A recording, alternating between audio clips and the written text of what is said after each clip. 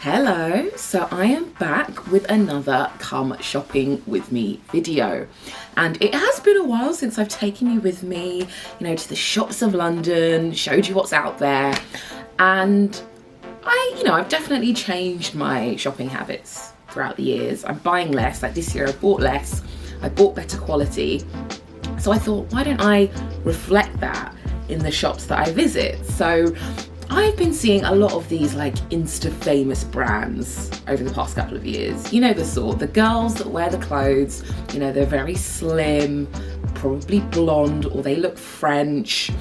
There's a certain aesthetic and you can just imagine like they're out on a Friday, like it's in somewhere east that I don't even know about, that's trendier than where I used to go. I'm just curious, like, how do they fit? What are they actually better quality? Are they overpriced?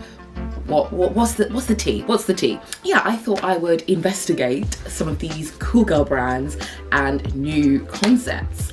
I'm really curious about renting clothes, and I believe that Hurr is somewhere you can go and rent clothes. They have a pop-up in Victoria, so I'm curious, how are they going to do with the boobs? Are the boobs going to fit? Is it going to zip up? What am I going to find? The aim isn't to buy too much or really anything at all. I'm just curious. So,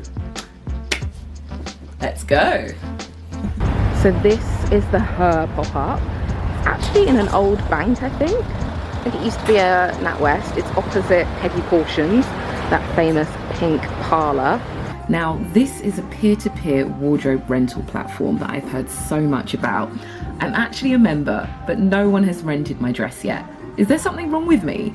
In store, you'll find items from Rixo, Ganni, Olivia Rubin and Shrimps that you can rent for 2 to 7 days. Now, there was so much goodness, all beautifully arranged by colour, but I quickly realised that there wasn't much available in my size. Some pieces did have extra sizes available, but it wasn't clear from the outset, and I really had to search to find the labels. I tried on a Frank's dress that I'd seen on Instagram, which would cost £28 to rent for 2 days. Yes, I know I would need the next size up, but I knew that this shape was a lost cause for me anyway. Now, from what I understand, Hurr will open another pop-up eventually, and it is really handy to try on some of these Instagram famous brands. Next up, Sezane. Now, this is a very cool girl brand, but en français.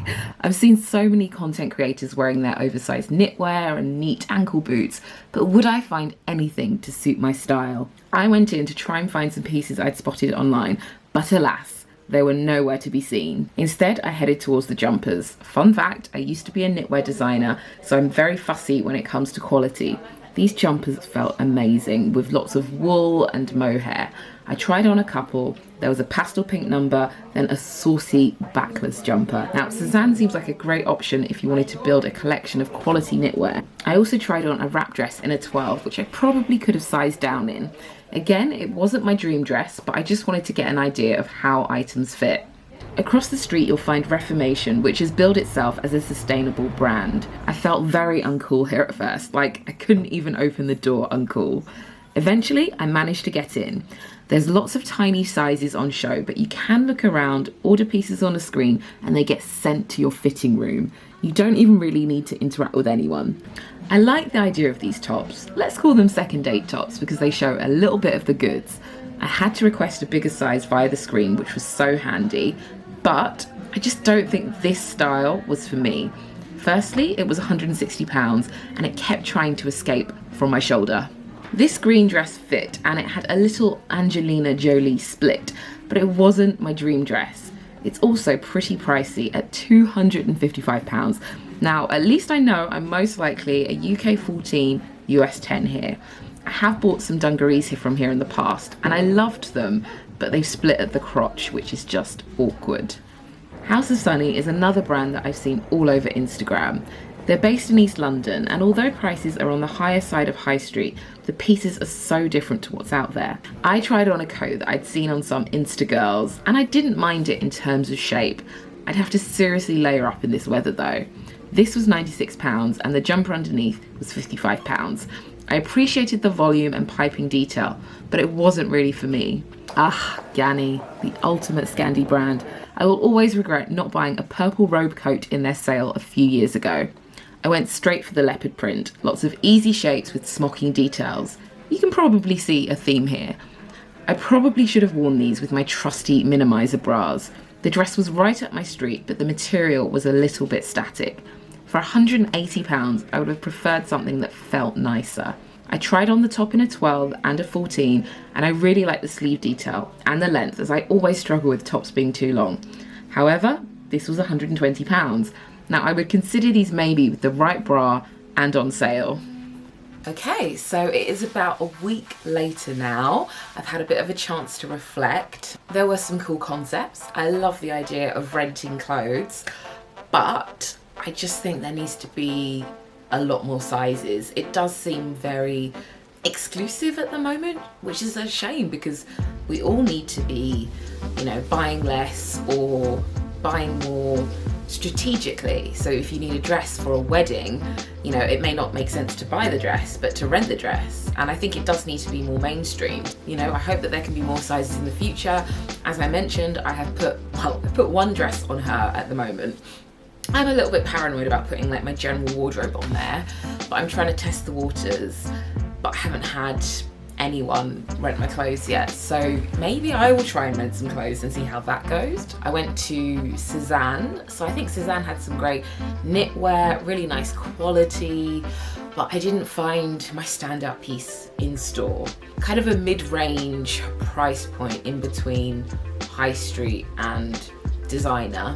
I know it's not for everyone, but I've bought from them before, was really happy with the quality and the style, and I know I'm going to wear it again. I've literally bought 2 smocks from there, and I like smocks because they will always fit, you know. I can eat as much as I want, they'll just gently skim over me. So I'm not really looking for basic items at the moment, but if I needed like that perfect coat or a really nice jumper, I would probably go to Sezane. Reformation, again, I have bought some dungarees from there in the past. Really love them, wore them to death. There's a hole in the crotch, and I think the prices have gone up in general like, over the past few years, and it doesn't help with like our exchange rate at the moment.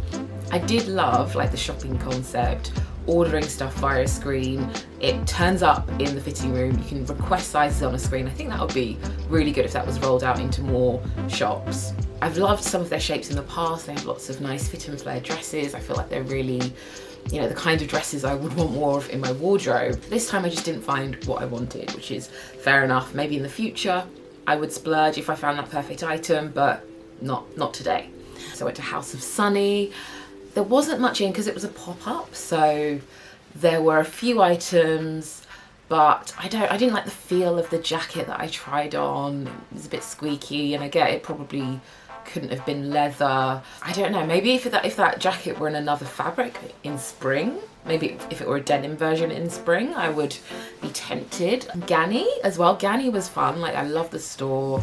I love that they had water. I loved all the leopard print, but the dress, it just didn't feel as nice as it could have felt. The 180 quid for that leopard print dress, wasn't impressed. I think Ganni has also gone up in price as the brand has become more and more popular. You know, it's really big on Instagram, very Scandi, very cool. Yeah, I think my main issues with these brands is that they can seem quite exclusive.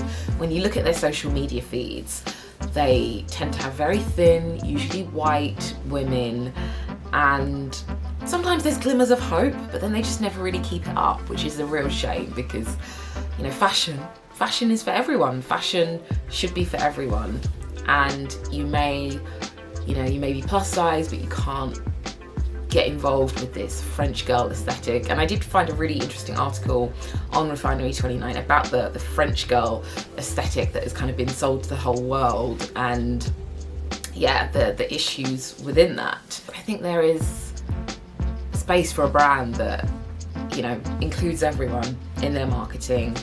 It's cool, it's a bit different, it's sustainable, it's affordable. Who will make that happen? So let me know if you've bought from any of these brands before. Are you curious about renting clothes? Like, would you like to rent a dress for the weekend, send it back, it'll get dry cleaned, you know, maybe pay 30 quid, or do you prefer to own things? And let me know where you think I should go shopping next year. Thank you so much for watching. I will put my previous videos here and here, and I will see you very, very soon. Bye! We're staying in the north of St Lucia in Rodney Bay, and it's a 20-minute drive to the capital, Castries. Now, I'm a strong believer in getting out of your resort and exploring the local culture, especially in the Caribbean.